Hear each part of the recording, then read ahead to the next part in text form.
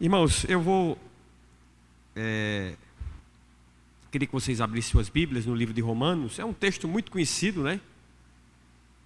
Mas o Evangelho é isso, né? Você está sempre visitando antigas verdades, né? E repisando elas para a gente não canta os mesmos hinos aqui, né? Toda semana, né? Às vezes varia uma coisa, mas sempre está voltando, né? Aí... E a gente é mais fácil lembrar dos hinos, né? Por isso que os hinos têm que ser bíblicos. Mais fácil lembrar da música do que o que o pastor Jorge falou aqui domingo de manhã, né? É mais difícil a gente captar uma pregação. Mas por isso que a gente tem que estar sempre revisitando alguns textos. Eu mesmo já preguei sobre esse texto aqui, que foi no dia do batismo, mas hoje eu quero dar um foco diferente. Quero focar mais na questão da família, baseado aqui nesse texto. Romanos 12,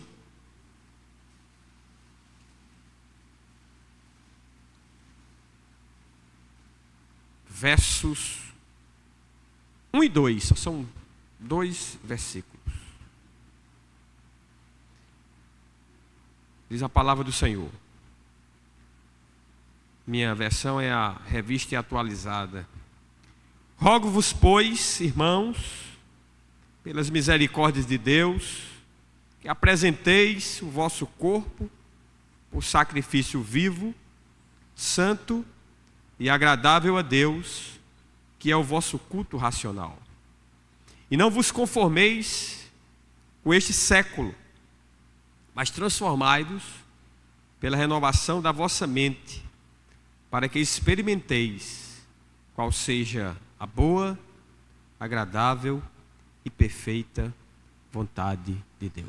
Tem mais uma palavra de oração? Depois nós vamos estar meditando nesse texto. Senhor, obrigado. Estamos aqui, Deus, nesse lugar, reunidos para te cultuar, para te louvar, para, meu Deus, rogar a ti, suplicar, apresentar nossas petições, nossas orações, nossas ações de graças, meu Deus, a ti que és o Deus eterno, Deus todo-poderoso, Senhor. E agora nós estamos aqui dentro da tua palavra. Sabe, somos limitados, somos pó e cinza, Senhor, mas tu nos deste o teu Espírito, e mesmo falasses que Ele nos guiaria em toda a verdade e nos ensinaria todas as coisas. Que Ele possa, Deus, nos iluminar nessa hora e possa nos fazer compreender, Senhor, e absolver tudo aquilo que Tu queres falar para cada um de nós. No nome de Jesus que nós te oramos. Amém. Poder sentar.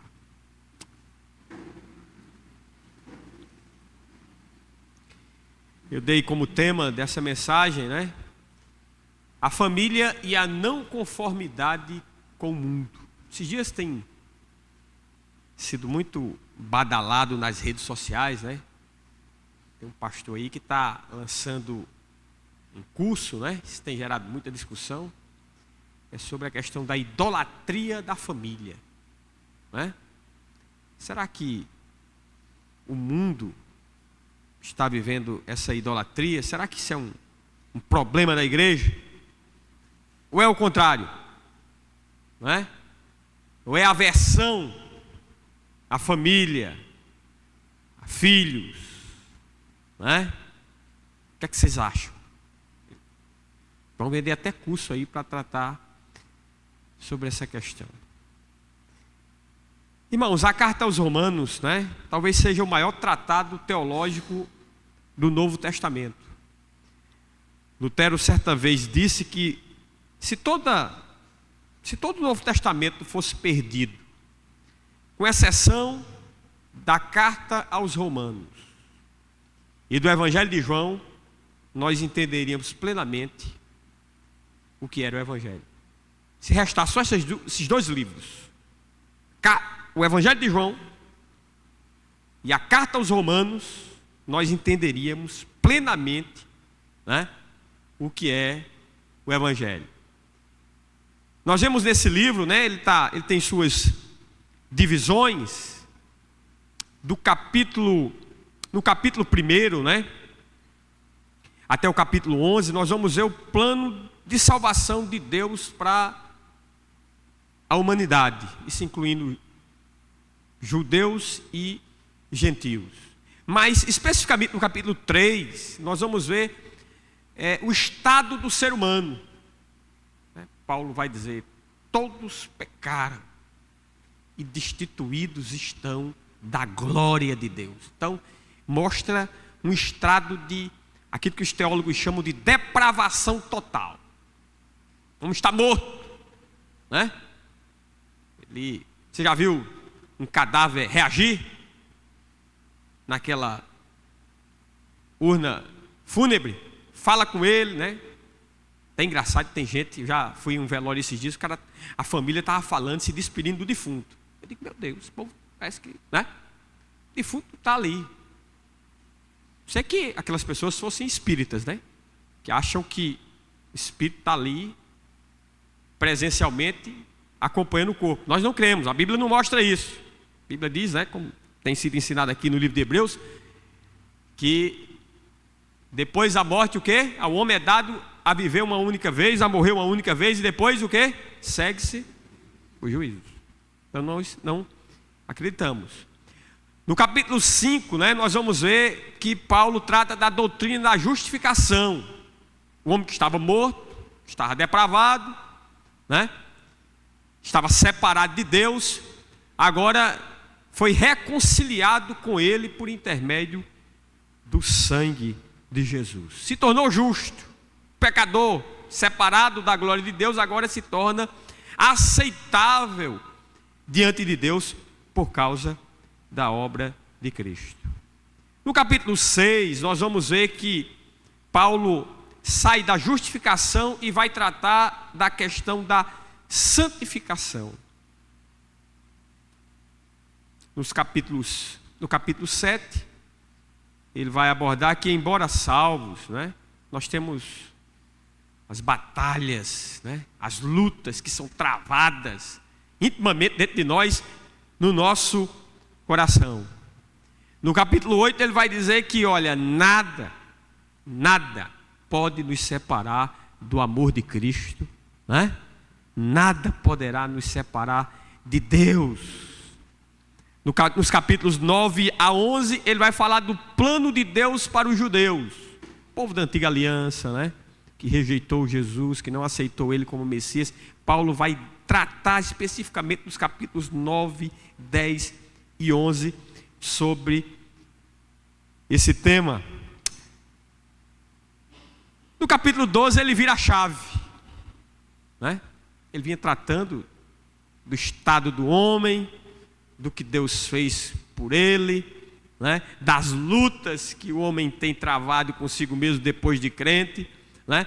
Do amor de Deus que está em Cristo Jesus. Agora ele vira a chave, ele, né, passa para um aspecto mais prático da doutrina. Ele vinha trabalhando nessa doutrina, agora ele vai aplicar essa doutrina, né?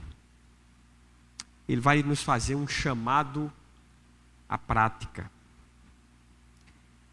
Capítulo 12 é o resultado prático do Evangelho em nossa vida diária. Tem um aspecto prático, né, do Evangelho, né? Nós lembramos do livro, daquele caso do endemoniado gadareno, né, que Jesus sarou ele, né? Ele tinha ali uma legião de demônios que havia tomado posse da sua vida, e aquele homem é liberto completamente, e ele agora quer seguir Jesus. Ele quer seguir Jesus, né? Eu também queria seguir, né? Naquele estado ali, o homem que me libertou, que me trouxe a vida novamente, eu quero seguir ele. Jesus disse: não, você tem que ir para a sua casa, para os seus, para anunciar quão grandes coisas o Senhor fez com você e a misericórdia que Ele teve para contigo. Então, Jesus deu ali a ele uma missão prática, né? Junto à sua casa, junto ao seu lar. No capítulo 1, né, Paulo começa fazendo um apelo. Ele diz: rogo-vos, né? Ele podia, né, ali, como uma autoridade apostólica que tinha, ele poderia ter, né, ao invés de fazer esse rogo, ele determinar: olha, vocês têm que fazer isso, tem que ser assim. Mas ele usa, né, de uma outra maneira para abordar os irmãos em relação a esse aspecto prático da doutrina, quando ele usa esse termo rogo-vos. Ele está ali fazendo um pedido, né, fervoroso, um desejo profundo, né, usando um tom de súplica. Como eu falei, ele podia ordenar, mas agora ele prefere, né, rogar aos irmãos. Depois ele diz: rogo-vos, pois, né? Ou seja, em função de tudo aquilo que eu ensinei até então, que eu falei para vocês, do capítulo 1 até o capítulo 11, tudo que eu expus para vocês, em função disso, né? O pedido do apóstolo Paulo aqui está baseado em tudo aquilo que ele tinha escrito até então, né? Estava baseado no relato, nas doutrinas, no conhecimento que ele havia trazido naqueles 11 primeiros capítulos. Evidentemente que essa carta, depois, posteriormente, é que foi dividida em capítulos, não havia os capítulos, mas tudo aquilo que tinha sido escrito até então, ele diz: olha, baseado nisso, né? Baseado nessa doutrina, nessas doutrinas, nesses fundamentos, nessas verdades que eu ensinei para vocês, né? É que eu rogo, é que eu peço, né? Não é nada aleatório, é algo bem fundamentado, né? Estava bem lastreado aquilo que o apóstolo Paulo iria, né, apresentar para eles daqui um pouco, né? Rogo-vos, pois. Aí ele completa: pelas misericórdias de Deus. Irmãos, Paulo aqui estava apelando, né, para a consciência daqueles irmãos, para o significado prático dessas misericórdias. O que é que essas misericórdias imprimiu na vida deles, né? Isso está bem claro. Eles estavam mortos, eles estavam separados de Deus, mas o Senhor os justificou, enviou o seu Filho para que agora tomasse sobre si o nosso pecado. Ele nos amou, nada pode nos separar dele. É baseado nessas verdades, e para que eles refletissem nisso, sabendo que se eles estavam ali é por causa da graça de Deus, era por causa das misericórdias de Deus, é que Paulo usa esse termo: rogo-vos, pois, pelas misericórdias de Deus. Eu falei que eu ia dar um foco, né, na questão familiar, usando esse texto nessa noite. Somente alguém que entende, né, que foi alcançado por essas misericórdias. Paulo vai dizer lá na sua carta aos Efésios, instruindo, né, ali aos casais, que os homens deveriam amar as suas esposas como Cristo amou a igreja, ou seja, é um amor sacrificial. Ou seja, né, o indivíduo só vai experienciar isso na sua vida, na sua relação com a sua esposa, se ele entender que ele foi alcançado por essas misericórdias, por essas verdades que o apóstolo Paulo escreveu do capítulo 1 até o capítulo 11. Ele tem que compreender isso, para ele saber que vale a pena, né, se submeter a esse senhorio, se submeter a essas verdades, e assim, né, se tiver que morrer pela sua esposa, ele vai morrer, ele vai cumprir o seu papel dentro do lar. Somente uma mulher que também entendeu, né, essas misericórdias, essa graça de Deus, né, a qual ela foi alcançada, ela vai se submeter graciosamente ao seu marido. Quando você está se submetendo ao seu marido no Senhor, ali você está expressando a sua consciência do que Deus fez por você e a sua gratidão, né, por Ele ter feito isso. Somente, né, fundamentado nessas verdades, tendo essa consciência. Hoje é tão combatido isso, né? Isso é uma verdadeira aberração, né? Você falar isso no mundo lá fora, que uma mulher tem que submeter-se ao seu marido, né, tendo ele como sendo o seu cabeça, como sendo o líder da sua casa. Isso é uma aberração. Isso, infelizmente, né, nós vamos falar um pouco disso mais na frente, tem adentrado e tem avançado também no nosso meio. Tem mulheres que estão pensando, né, da mesma forma que as mulheres que não fazem parte, que não, né, têm essa convivência aqui, estão pensando lá fora. Rogo-vos, pois, pelas misericórdias de Deus. Você foi alcançado pelas misericórdias de Deus. Nós fomos alcançados pelas misericórdias de Deus. Aí Paulo vai dizer aqui a razão do apelo, né? Rogo-vos, pois, pelas misericórdias de Deus, que apresenteis o vosso corpo. Primeira parte aqui, né? Apresenteis o vosso corpo. No Antigo Testamento, né, os sacerdotes ofereciam animais ali em holocausto no templo em Jerusalém, né? Esse era o sacrifício. As pessoas levavam, né, ali animais. A gente sabe que aquilo era tudo sombra daquilo que iria se manifestar na pessoa de Jesus Cristo lá na cruz do Calvário.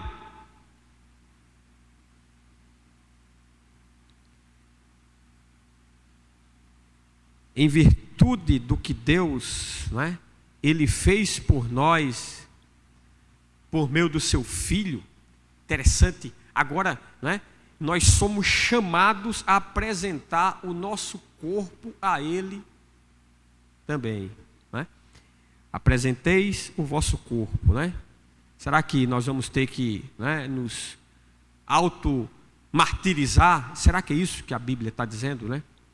Como muitas vezes os católicos pensam, né, que é oferecer um sacrifício a Deus, né, que eles irão serem atendidos por Deus. Será que é isso? Eu creio que não. Deus está falando aqui é do nosso coração, da nossa mente, da nossa vontade, né? Esse apresentar aqui, a ideia é que nós temos que prestar contas a alguém, né? É que não pertencemos a nós mesmos, é que nós fomos comprados por um grande preço. Nós temos que lembrar que o nosso corpo, esse tabernáculo aqui, ele não é nosso. Nós somos apenas mordomos. Diferente das feministas, né, que tem até um slogan, né, que elas dizem o quê? Meu corpo, minhas...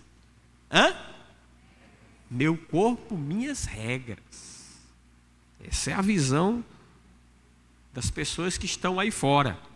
No capítulo 1 do livro da carta de Paulo aos Coríntios, no capítulo 6, verso 19, se você ler, né? O texto diz: acaso não sabeis que o vosso corpo é santuário do Espírito Santo, que está entre vós, o qual tendes da parte de Deus, e que não sois de vós mesmos? Se não é meu, né? Se esse corpo aqui não é meu, então eu não posso, né, fazer dele o que bem entender. Nosso corpo tem dono. Paulo está dizendo aqui: apresenteis, né, os vossos corpos. Então, eu não posso usar ele para deitar com uma... Essa palavra está bem antiga, né? Não usa esse mais não, acho que a turma jovem nem vai saber. Meretriz. Não posso, né? Eu não posso, o jovem, solteiro usar o seu corpo, né, para fornicar com sua namorada. Não é seu. Você é apenas mordomo. Você tem que, né, apresentá-lo diante de Deus. Tem que prestar contas diante de Deus. Não pode, né, se cometer qualquer tipo de ato ilícito. Por exemplo,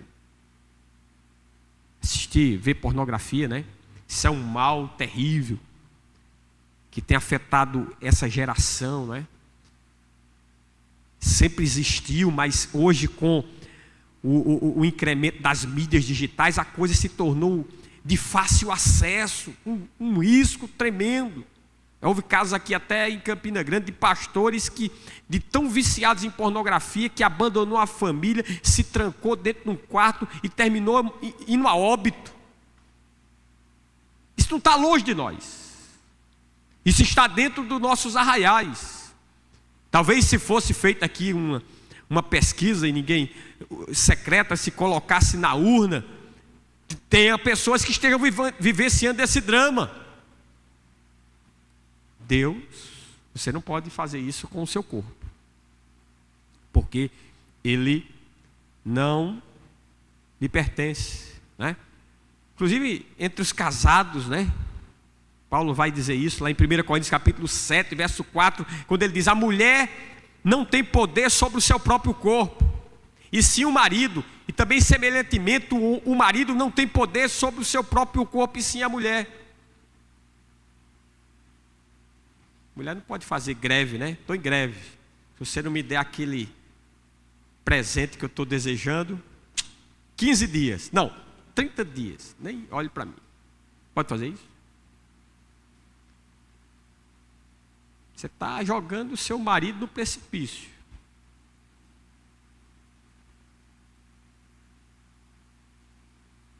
Nenhum homem, evidentemente, pode achar que a esposa dele, que o corpo, que ela é uma meretriz, que pode fazer o que bem entende, porque às vezes o cara vem lá do mundão com determinadas taras, ou às vezes está vendo pornografia e quer que a mulher se torne um objeto na mão dele. Isso é pecado também. O John MacArthur diz o seguinte: uma mulher deve examinar os motivos e objetivos do modo como se veste. Aí é outra área, né? Sua intenção é mostrar a graça e a beleza de sua feminilidade, é mostrar seu amor e devoção a seu marido e sua bondade para com ele. Irmãos, essa área tem sido tão complicada, e as mulheres deviam ter isso em mente. O homem é muito pelo olhar. Tem igrejas que a gente vai, as irmãzinhas vão ali louvar, a gente tem que fechar os olhos, né?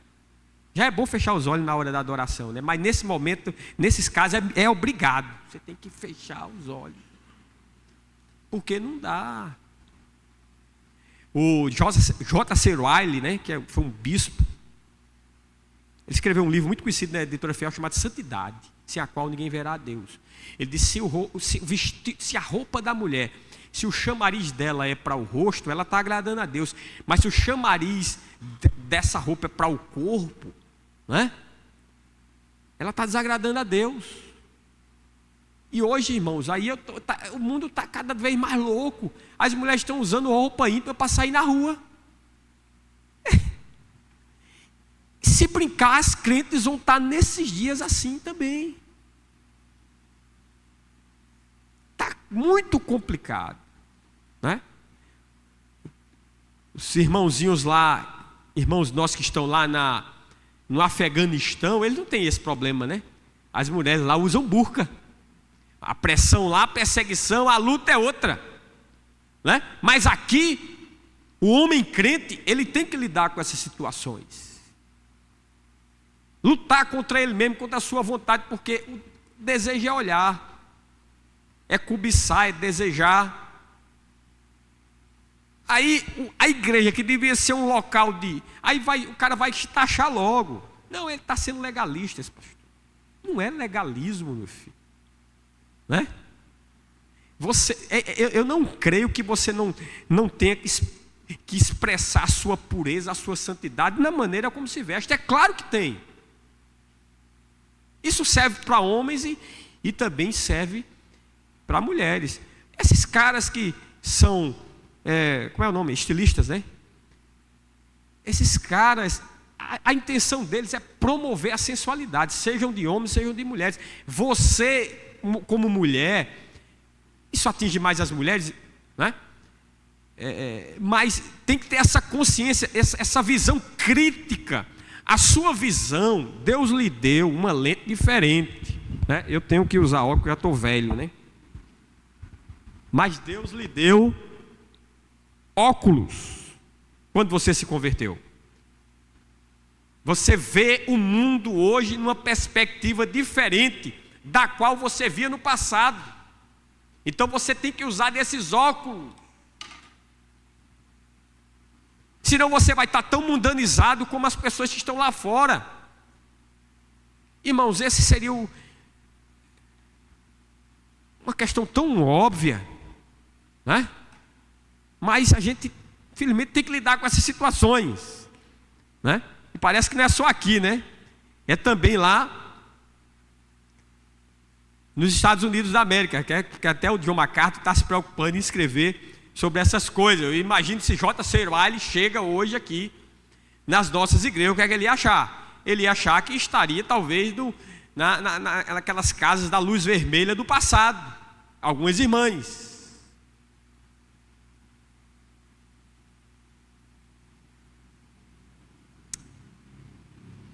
Será que seu marido está, né?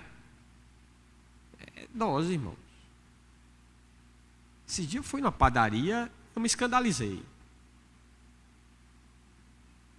Não com as mulheres do mundo, né? Essas saem da academia com aquelas roupas loucas e vão para a padaria. Mas era a mulher de um crente. Mini saiazinha que não dava um palmo de roupa, não. Se ela fizesse assim, via-se a calcinha dela.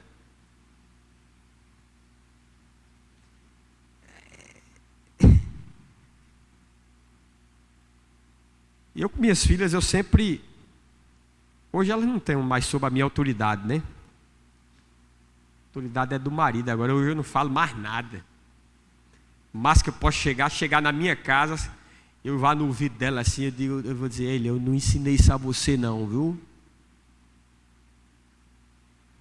E sai de perto.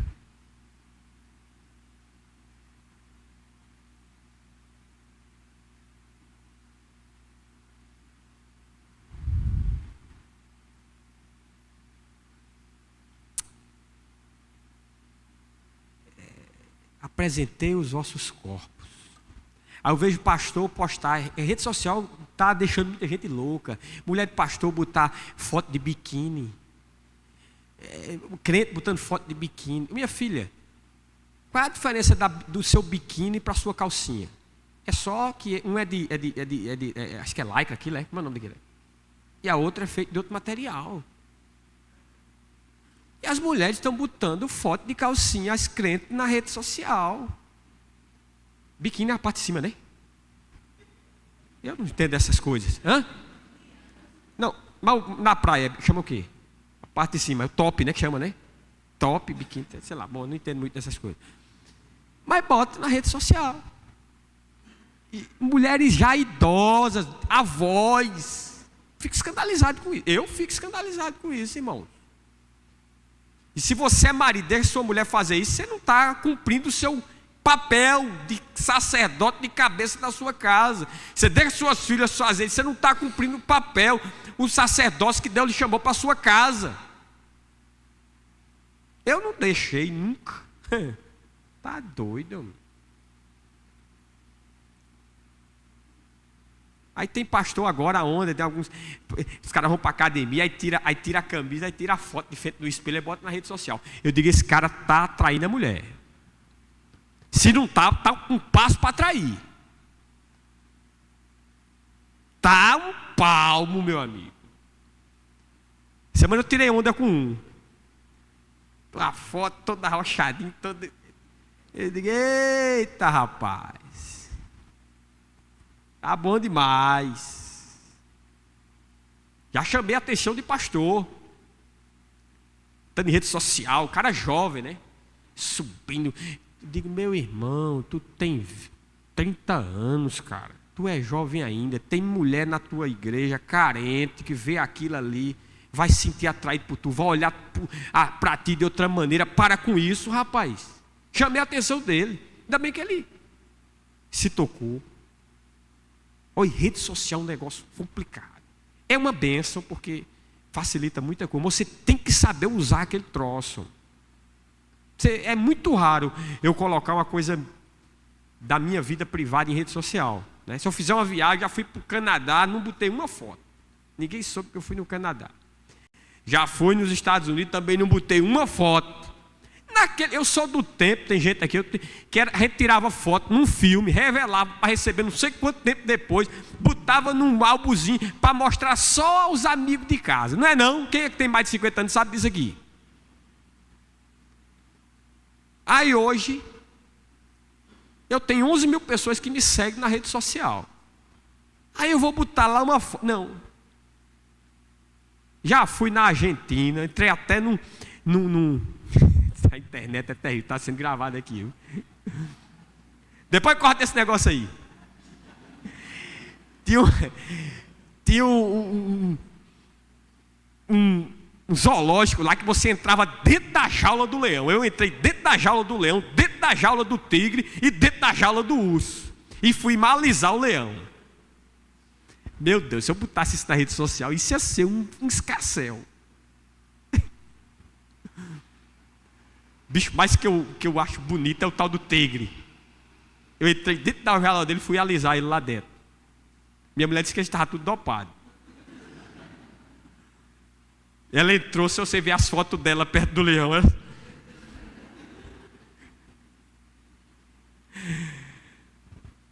Irmãos, temos que ter cuidado.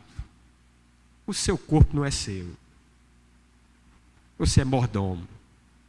Você cuida dele, né? Cuide dele. Apresentei os vossos corpos como sacrifício vivo. Vivo. Viva em Cristo. Irmãos, nós morremos para o mundo. O Matthew Henry, dele diz o seguinte, esse teólogo aqui: um corpo sinceramente devotado a Deus é um sacrifício vivo. Você pode ser sacrificado e continuar a viver. É um sacrifício sem sangue. Foi o Matthew Henry que disse isso. Ó. Um corpo sinceramente devotado a Deus é um sacrifício vivo. Você pode ser sacrificado e continuar a viver. É um sacrifício sem sangue. O sacrifício de Jesus foi com sangue, né? O nosso sacrifício é uma vida devotada a Deus, né? Que é um sacrifício vivo. E sacrifício, irmãos, envolve renúncia, né? Lucas 9:23 diz: se alguém quer vir após mim, negue-se a si mesmo, toma a sua cruz e siga-me. O mundo pede para satisfazermos as nossas vontades. Mas as nossas vontades, elas têm que ser mortificadas todos os dias. Irmãos, aqui o meu foco hoje é sobre família. Casamento é uma renúncia, né? E é um exercício diário, né? Essa mulher é uma mulher abençoada, viu? Porque me tolerar. Hoje eu perguntei, ela não estava nem sabendo direito quantos anos, mas agora em julho eu vou fazer 28 anos de casado. Eu conheci ela, uma garota, né, com 19 anos de idade, em 1991. Já disse sua idade, minha filha. Quem souber fazer conta.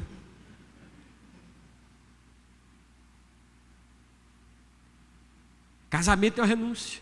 Eu estou lendo o livro a biografia de William Carey, que foi o pai das missões modernas. E a mulher dele não queria ir para a Índia. E esse cara sofreu o pão que o diabo amassou. Ele foi logo como um ilegal. Naquela época existia uma companhia que administrava a Índia. A companhia não aceitava missionários adentrarem ao território indiano. Ele foi para lá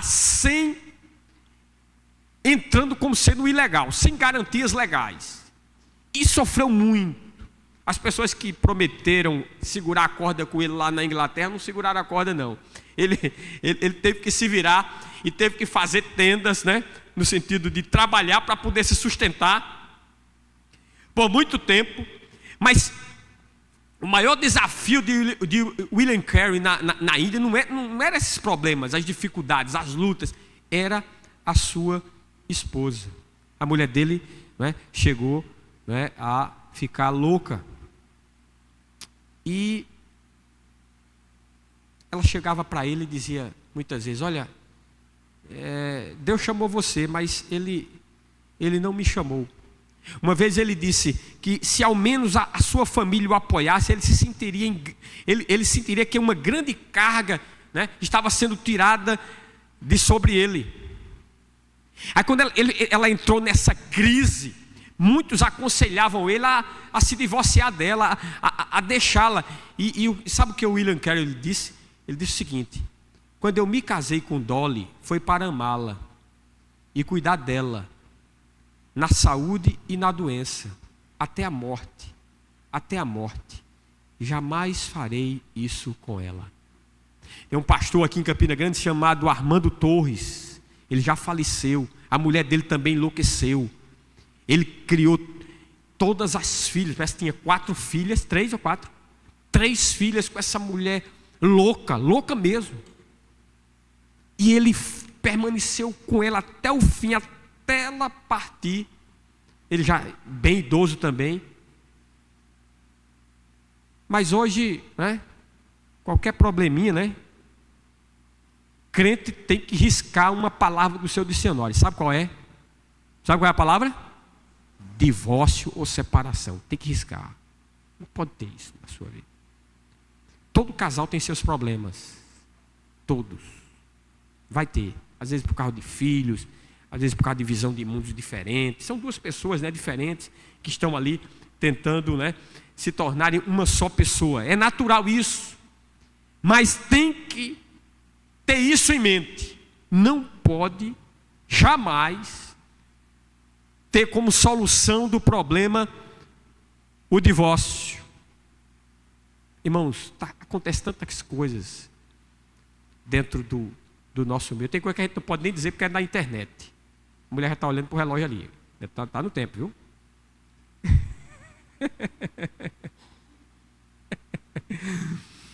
Irmãos, ter filho é uma renúncia. Você tem que abrir mão de seus projetos pessoais. Não é fácil não, meu amigo. Mas é o seu chamado. Você casou para quê? Irmãos, nós estamos na cultura do filho único. Você vai privar seu filho de ter irmãos, dos filhos dele, de terem primos, ou terem tios. É um negócio meio com... Isso é uma visão extremamente secularizada, que está aí fora.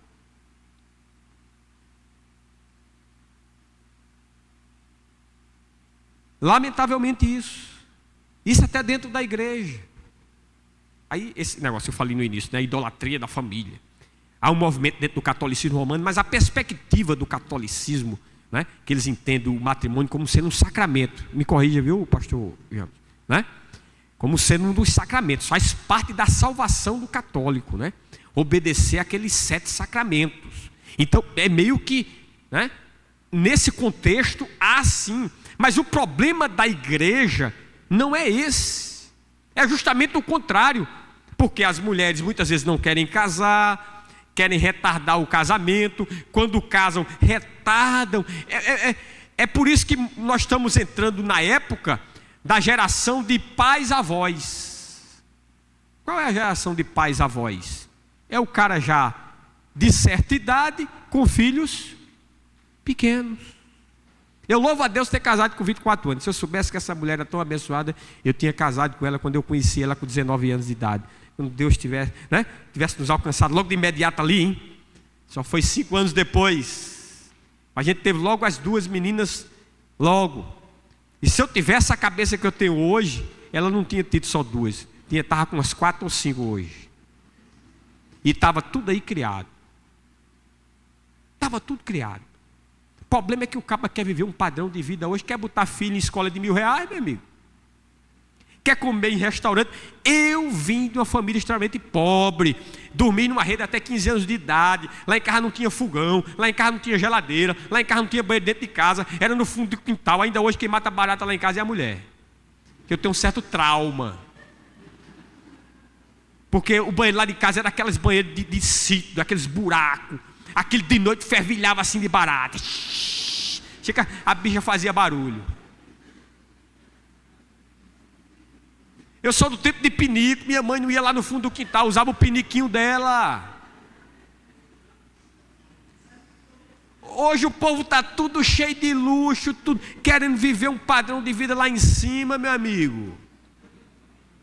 Aí, meu amigo, não tem condições não de ter mais de um filho.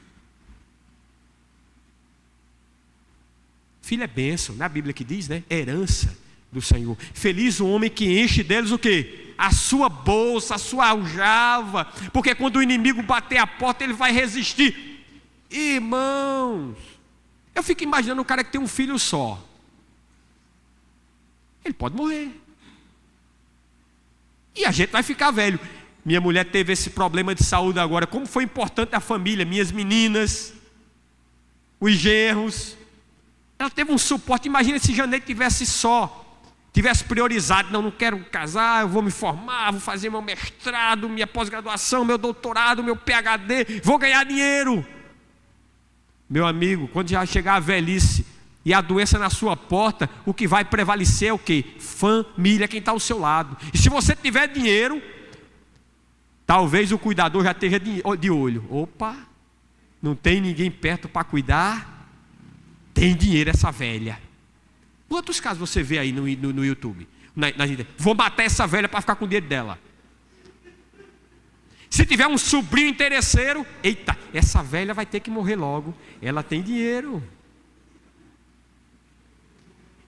Pode ser que aconteça com filhos isso, mas se você criar no temor do Senhor, se você foi exemplo para eles, se você transmitiu as verdades do Evangelho, é muito pouco provável que ele não cuide de você. É muito pouco provável que ele não cuide de você. Aí tem um filhinho só, mesmo que não morra, vá que não morra. Aí vai que essa moça não case. Aí depois os velhos pais vão morrer. Vai ficar essa moça, seu filho, sua filha, sozinha no mundo. Sem um irmão ou 2 irmãos para dar um suporte, para dar um apoio, para dar um socorro. Irmãos, olha, Deus não tem compromisso com isso não. Depois vai ter crente pedindo oração, chorando. Eu não estou dizendo que está difícil hoje, né? Até para as moças arrumarem rapazes na igreja, né? Tem um bocado de moça solteira aqui. Vamos, esses homens solteiros aqui, vamos fazer um encontro desses homens e dessas moças. Vamos desencalhar eles. Vamos fazer esse culto aqui, pastor. Priorize família, meu amigo. Você é homem. Tanta moça bonita que tem aqui, crente, né? É difícil. Vamos se animar. Minhas meninas esse dia fez um namoro do menino ali, né? Dando para... Porque os homens hoje, irmãos, estão sendo criados, né, cada vez mais para não exercer o papel de homem, cada vez mais feminilizado, aquela coisa toda. O negócio sério. Não é o dinheiro que vai nos trazer felicidade. não é o conforto, não é em coisas. Família feliz e saudável é resultado da vivência do Evangelho dentro do lar. Nossos filhos, irmãos, serão prósperos. Não é porque a gente deu uma boa educação secular, porque deu uma boa faculdade, porque ele vai ter uma boa profissão. Nossos filhos serão próximos se forem alcançados pelo Evangelho da graça de Deus.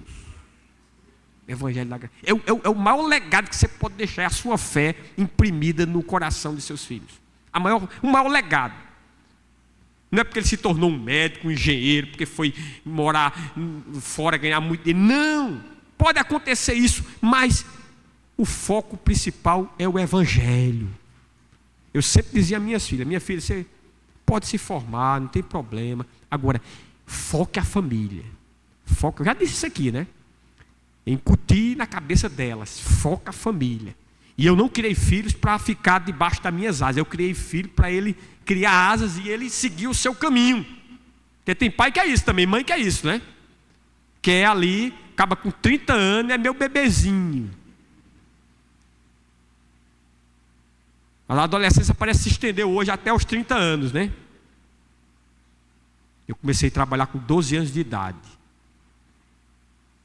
Na Radiopeças, uma loja de peças eletrônicas lá no centro de Campina Grande. Ganhava meio salário mínimo, não tinha vale transporte, tinha que estudar de noite, trabalhar de segunda a sábado, com 12 anos de idade. Imagina eu com 12 anos de idade. Eu só tenho 1,60 m com 12 anos, devia ter 1,30 m.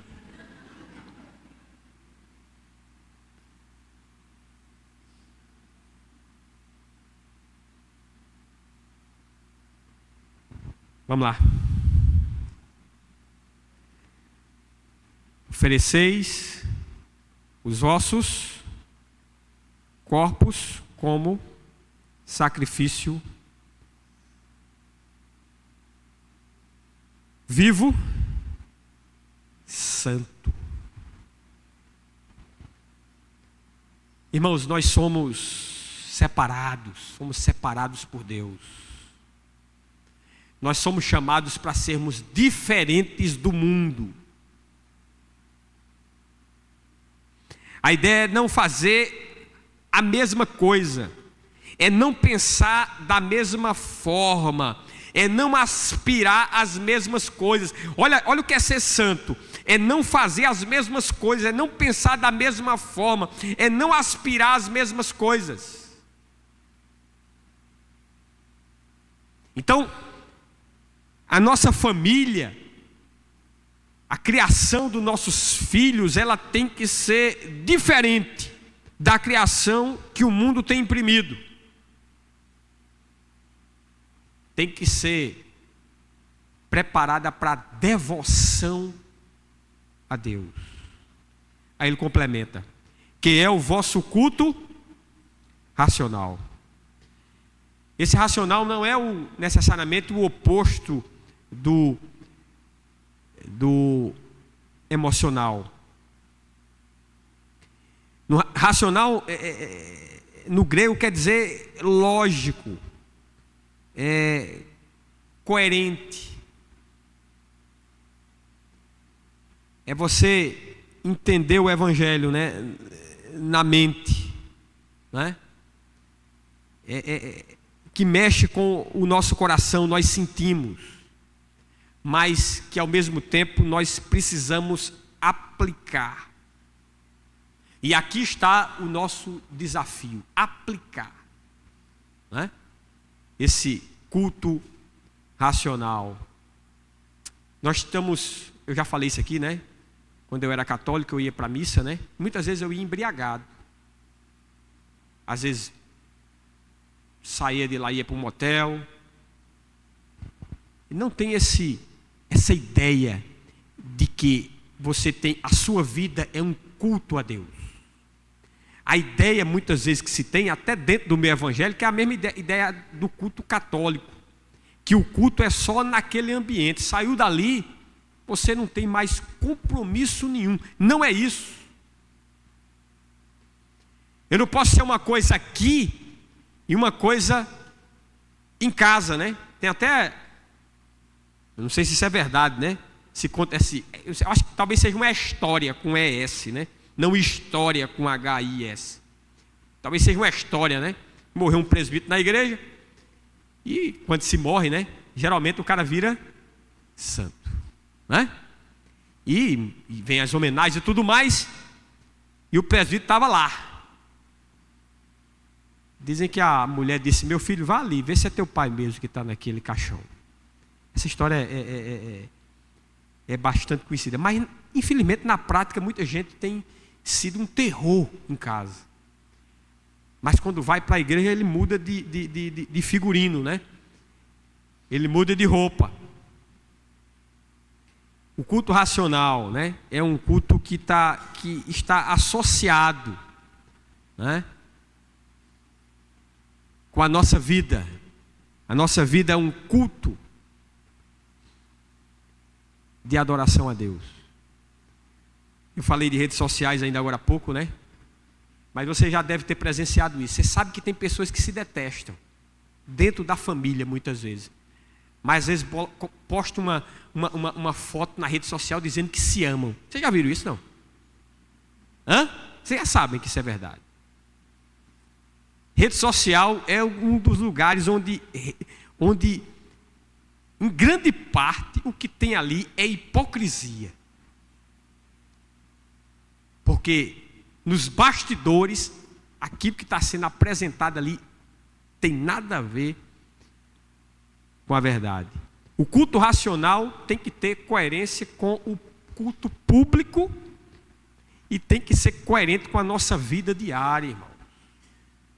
Você que está lá na faculdade, você que está lá na escola, você que está lá no trabalho, você que está lá empreendendo.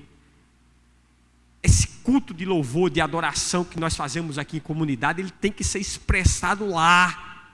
Eu não tenho dúvidas, irmão, se nós levássemos a sério o Evangelho, essa nação já teria sido impactada há muito tempo. É muita gente, são 60 milhões de pessoas que se dizem crentes no Brasil, e a gente não vê mudança nenhuma social, mudança nenhuma na cultura. Onde é que está esse Evangelho? Onde é que está esse culto racional? Onde é que está? Muitas vezes, né? Testemunho é zero. Serve de escândalo, motivo de escárnio, para ser crente igual a esse aí. Eu tenho visto muito isso, eu ouvido muito isso, irmão. De empresário que às vezes quer trabalhar com incrédulo do que com crente. Porque o crente dá mais trabalho, é mais cri-cri, é mais complicado do que o incrédulo. Como é que é isso? Não poderia ser assim. Isso é um sinal que não está havendo um culto racional. E Paulo aqui, no capítulo 2, no versículo 2, perdão, ele diz: e não vos conformeis com este século, mas transformai-vos pela renovação da vossa mente, para que experimenteis qual seja a boa, agradável e perfeita vontade de Deus. Não vos conformeis com este século. No grego quer dizer que você não pode entrar no esquema, não pode espremer-se para caber numa forma. Ou seja, você não pode se amoldar ao mundo, você não pode ter a forma do mundo, você não pode ter o molde do mundo. Irmãos, os valores do mundo, eles mudam, como as nuvens mudam no céu, e cada dia está pior, e cada dia está mais longe do padrão divino. O pecado de ontem é apreciado hoje, o que era vergonhoso ontem é aplaudido hoje. O que Paulo está dizendo aqui, irmãos, é que nós não podemos ser guiados pelos valores do mundo. Não podemos ser guiados pelos valores do mundo. Quais são os valores que você precisa ser guiado, irmãos? Os valores e os princípios bíblicos. O mundo, as mulheres estão rendidas, né, ao feminismo. O mundo está dominado pelo relativismo. O padrão não é a Bíblia.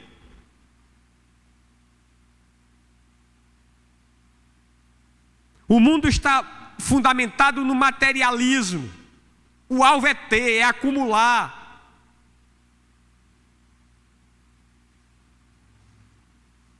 Mas a Bíblia, irmãos, né? Nós não podemos nos curvar a isso, a essa cultura. Nós temos que ter a palavra como nosso referencial, amém? Nem que você seja taxado de retrógrado, de atrasado, de ultrapassado, seja lá do que for, nós temos que sofrer o escárnio de Cristo, o opróbrio de Cristo, irmãos. O que é isso? Você não tem que ser popular para o mundo, não. Se você for popular para o mundo, se você tiver sido aceito pelo mundo, isso é um sinal que você está distante de Deus. Não é que você é aquele crente chato, aquele cara mal-humorado, não é nada disso. Eu estudei, eu já falei isso aqui, né? Pregar na mesma igreja é difícil por causa disso, né? Você sempre tem que estar dando o mesmo exemplo, porque não tem outro, né? Mas eu estudei, fui fazer um curso de filosofia na UEPB. Filosofia é um dos cursos de humanas, né? A turma mais alternativa está fazendo, muitas vezes, filosofia. Irmãos, lá tinha de tudo.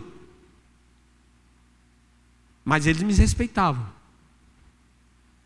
Porque ele sabia que eu não estava amoldado àquele padrão. E muitos deles hoje encontram comigo na rua. Oh, pastor, tudo bem? Tal. Eu consegui fazer amizade com aquelas pessoas sem corromper, sem abrir mão dos meus valores, sem abrir mão dos meus princípios. Na época eu comprei um livro, né, chamado Não Tenho Fé Suficiente para Ser Ateu. Eu comprei uns 20 livros desses aí, saí presenteando a cada um. Não sei que resultado deu. Mas tinha uma irmãzinha lá que queria fazer parte da turma. Principalmente o jovem, né? Ele tem dificuldade, ele quer fazer parte. Ele tem dificuldade, né, de ser alijado, de viver, de repente, alijado no ostracismo. Ele quer ser, meu amigo, eu cheguei para essa irmãzinha e disse, minha irmã, se você quiser ser aceito por esse grupo aí, você vai ter que abrir mão da sua fé. Daqui a pouco você vai estar fumando um baseado, você vai estar aí, né? Fazendo tico-tico no fubá. Essa palavra também, isso é muito antigo, né?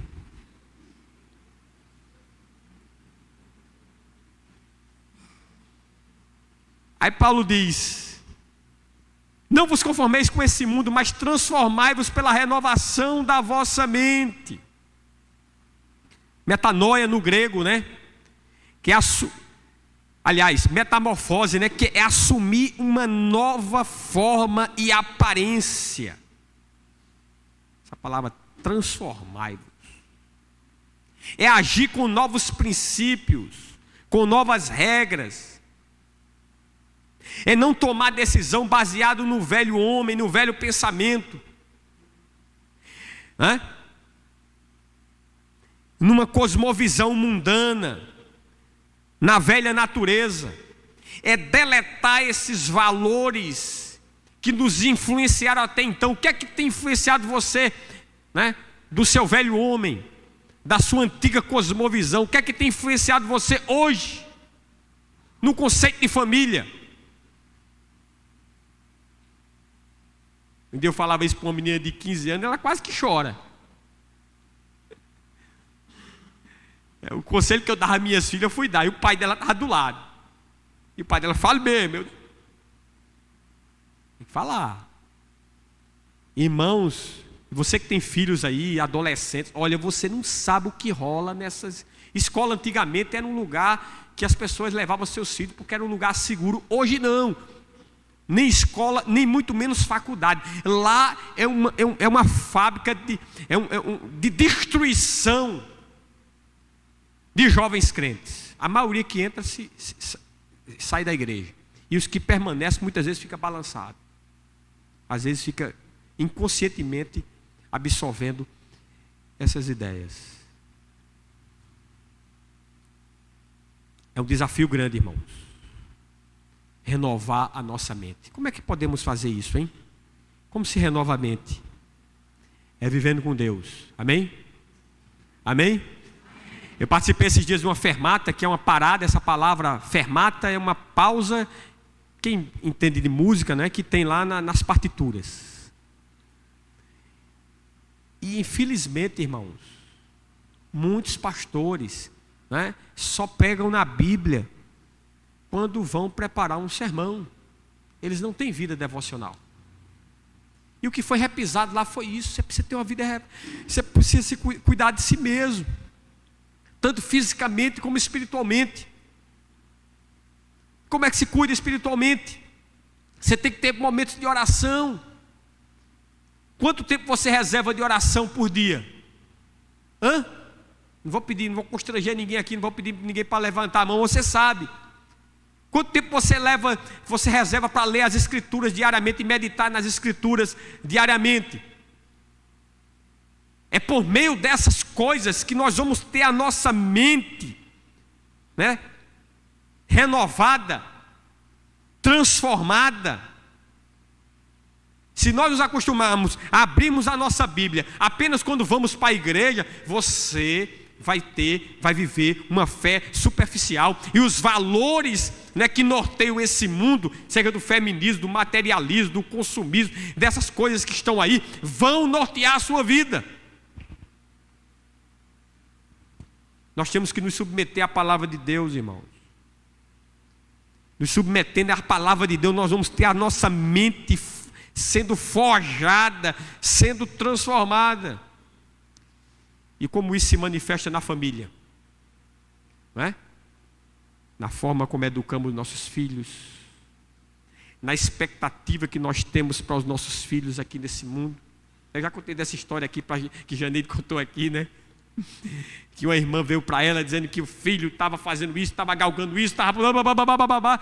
Aí Janeide, que não é gente, né, perguntou: mas ele é crente? Ele está na igreja? Ah, meu e minha irmã, ore por ele não está na igreja, ele está afastado, não sei o quê.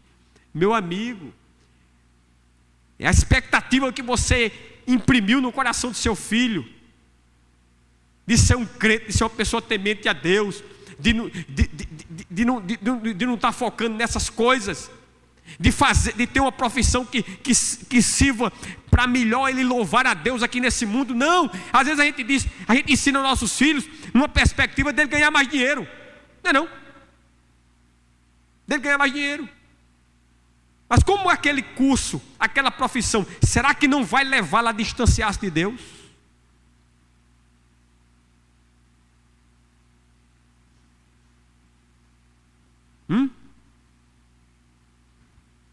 Será que não vai levá-la a não constituir família?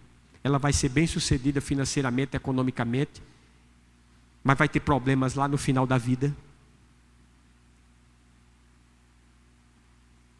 É uma realidade, irmãos. O mundo não quer admitir isso, mas tem determinadas profissões que é um bloqueio para isso. Uma mulher vai ser piloto de avião. Ela vai ter que escolher entre a profissão e entre constituir a família e ser mãe. Talvez as pessoas não entendam o que eu estou dizendo aqui, mas piloto do avião, ele está aqui, está ali, está acolá, está isso, Ser uma comissária de bordo não é difícil. Tem determinadas profissões que são difíceis. Quem tomou suas opções, amém, siga. Eu estou falando que se fosse orientar uma filha minha, eu não orientaria: olha, minha filha, meu filho, essa profissão vai levar você a não ter convivência na igreja, comunhão na igreja, a não criar raízes. De repente você pode até não constituir família. Será que vale a pena isso? A distanciar-se você de Deus? Será que você vai ter tempo? Tem que ponderar isso. Será que ganha bem um piloto? Será que ganha? Ganha. E aí? Só tem 1 minuto.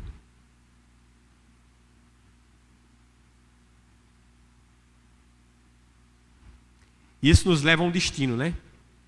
Para que experimenteis quais seja a boa, agradável e perfeita vontade de Deus. Esse não conformemos com o mundo nos leva a experimentar a boa, agradável e perfeita vontade de Deus.